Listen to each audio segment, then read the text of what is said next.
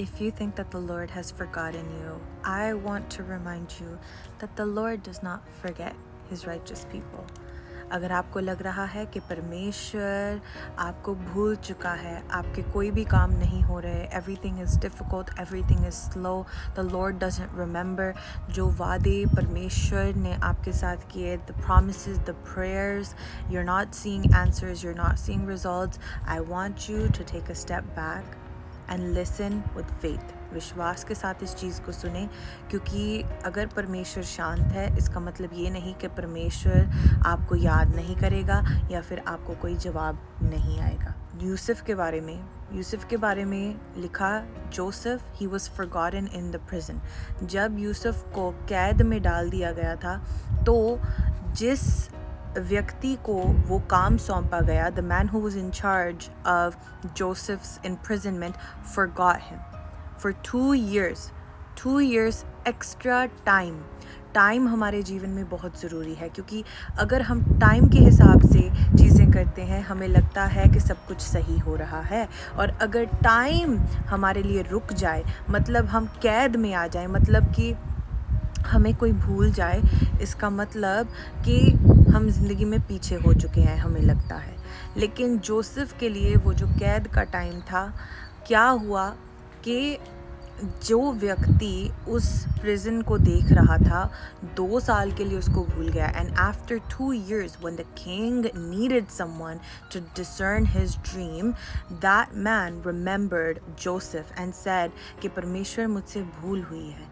उस व्यक्ति ने कहा कि मैं यूसुफ को, जो तेरे सपने का अर्थ बता सकता है, उसको मैं कैद में भूल गया।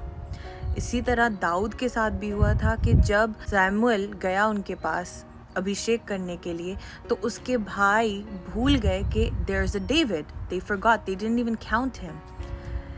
अक्सर ऐसा होता है, जिन लोगों ने हमारे साथ प्रॉमिस किए हुए होते हैं, जिन लोगों के हाथों में हमारा फ्यूचर है, हमारी किस्मत है, हमारी तकदीर है, डेस्टिनी है, वे भूल जाते हैं। कोई बिजनेस प्लान आपने शुरू किया होगा जो अब आपको नज़र में नहीं आ रहा, जिन लोगों ने आपको फंडिंग देने की प्रॉमिस की होगी वो आपको भूल चुके होंगे, किसी ने जॉब का प्रॉमिस किया होगा, किसी ने आपको हेल्प करने की प्रॉमिस की होगी और कोई भी नहीं आया। Nobody showed up for you. Maybe someone promised a new job or a business idea or funding for your business. और वो जो चीज़ होती है हमारे ब्रेक थ्रू के लिए इतनी ज़रूरी है कि हमें लगता है कि अगर वो चीज़ भूल गए, if that thing is forgotten, if that promise is forgotten, we feel that our destiny, our result is not going to happen the way we had planned.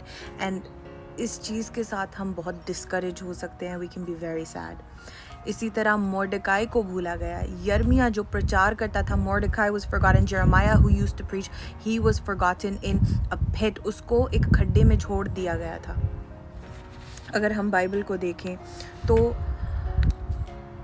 ये सच है कि इंसान हमें भूल सकता है, इंसान हमारी वैल्यू भूल सकता है, हमारा नाम लेने से वो पीछे हट सकता है। लेकिन जो परमेश्वर यहोवा है, मैं परमेश्वर यहोवा की बात करना चाहती हूँ। एक बाइबल में मलाकी 3 में इसराइल परमेश्वर से पूछता है इन मलाकी 3 कि परमेश्वर अगर तू दुष्टों के लिए भलाई पैदा कर सकता है, तो वो परमेश्वर को सवाल उठाने लग गए that God, we are faithful, but even the wicked are flourishing and prosperous. Why not us? And I want to remind you कि जो परमेश्वर है ना, God knows good and evil, righteous and wicked very well.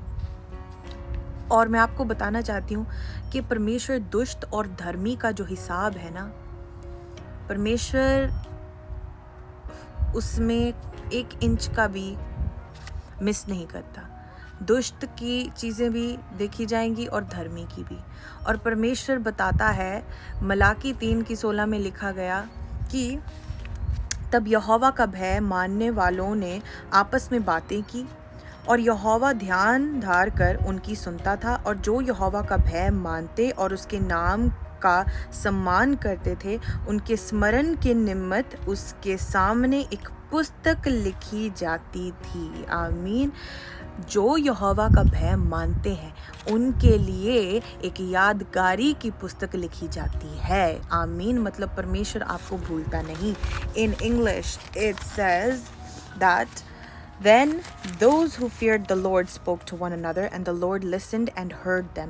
So a book of remembrance was written before him for those who fear the Lord and who meditate on his name. Amen. परमेश्वर की यादगारी की पुस्तक उसके भय मानने वालों के लिए खुलती है। आपके नाम लिखे जाते हैं। So if you think that the Lord has forgotten you, no, he has not. And God remembered Noah, and God remembered Sarah, and God remembered Hannah, and God remembered Israel because of the covenant with Abraham, Isaac, and Jacob. Amen. God does not forget. God does not forget. परमेश्वर भूलता नहीं। आपका नाम उस यादगारी की पुस्तक में लिखा जाए। आमीन। और परमेश्वर जब वो पुस्तक को खोले, आपकी प्रार्थना को याद करे और आपको स्वर्ग से उत्तर भेजे। उसने नूह को किश्ती में भूला नहीं।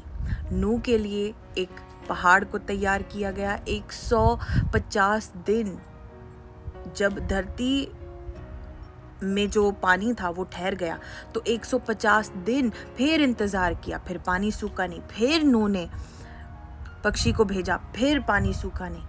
लेकिन परमेश्वर ने उसको याद किया। परमेश्वर ने सैरा और हन्ना को याद करके उनकी कोख को खोला था। आमीन। Hallelujah.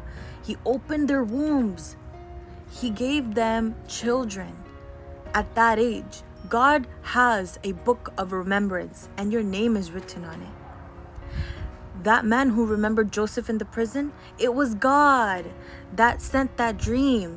He knew I had somebody waiting so that Joseph can be lifted high. The book of remembrance exists because your destiny is attached to the wait.